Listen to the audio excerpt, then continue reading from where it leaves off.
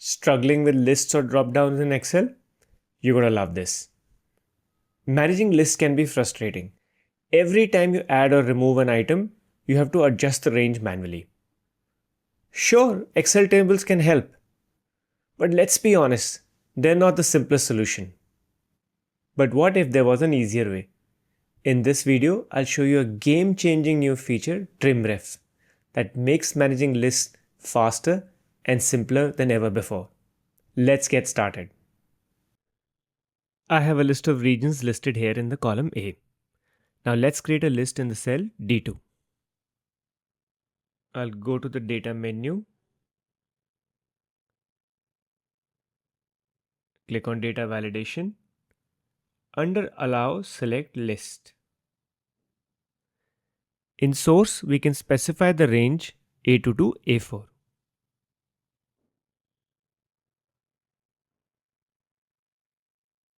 And you see the items available in the list.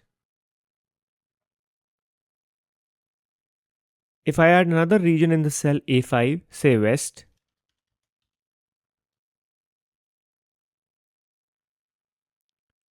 it does not appear in the list. This is because our range is only till A4. The challenge so far has been that even if I anticipate that this list is likely to grow in future, I couldn't just select a bunch of extra cells, as this would display a blank value in the list. Let's see. I'm going to go to data validation again and change the list range as A2 to A10.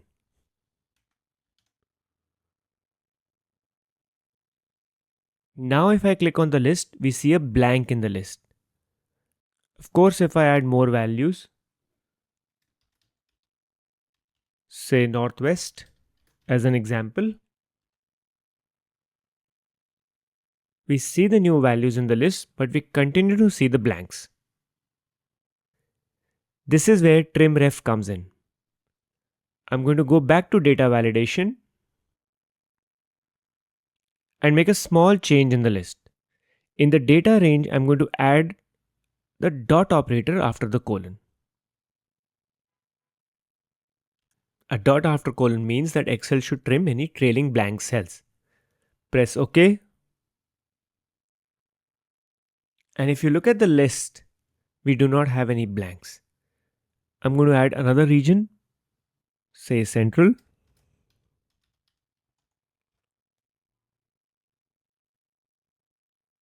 And even that's visible in the list. So that's how TrimRef makes it easy for us to create growing lists. Now, two things are very important. This function is in beta stage while making this video and should be out soon in my view. Second, I have made a more detailed video where I explain TrimRef and another function, TrimRange. I will include the link in the description. Now let's look at another wonderful use of TrimRef and the unique function in creating lists. In this example, I have a list of people who have received the Employee of the Week award.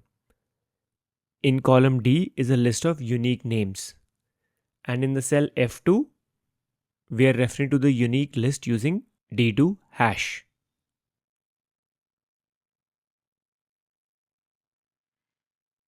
Hash captures the output of dynamic arrays starting from that cell. If you're not familiar with dynamic arrays, then I will include the link for a video in the description. The challenge is the same even in this example. As we add for subsequent weeks, they don't get added in the list in column D. For week 13, if I add Monica, her name does not appear in column D and also in the drop-down.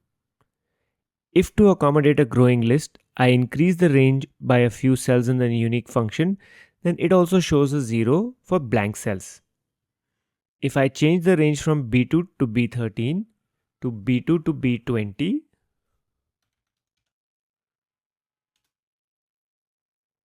then I get a 0 for blanks in column D and even in the list. Now that we know how to use TrimRef, we will make a small change to the range in the unique function. I will add the dot operator after the colon. The 0 disappears from column D and from the list too. Let's test by adding a value for week 14. Let's say Tim. The name is visible in both column D as well as the list. So this is a very powerful option that Excel has introduced and should make life much simpler for you. Do let me know in comments how you are using TrimRef. If you found this tutorial helpful, make sure to give it a thumbs up. Leave a comment with any questions or topics that you'd like us to cover. And don't forget to subscribe our channel, Analytics Success, for more tips and tricks on Excel and data analytics. Thanks for watching.